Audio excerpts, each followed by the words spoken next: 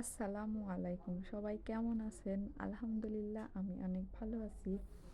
আজকে আমার খুব ছোট মাছ খেতে ইচ্ছে করছিল, এই জন্য ফ্রিজে কিছু ছোট মাছ রাখা ছিল, সেগুলো বের করে আমি রান্না করছি।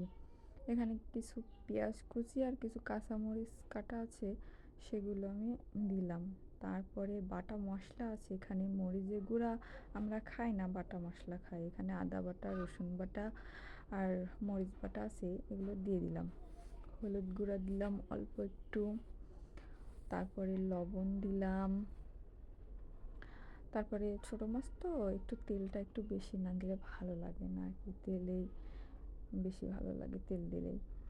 একটু তেল দিয়ে দিলাম, তারপরে সুন্দর করে হাত দিয়ে মাখিয়ে নিয়ে সামান্য পরিমাণ মতো পানি দেবো এখানে। সামান্য পরিমাণে পানি দেব। পানি দেওয়ার পরে আমরা এটাকে চুলার পরে দেব। দেওয়ার পরে দেখেন কত সুন্দর হয়েছে।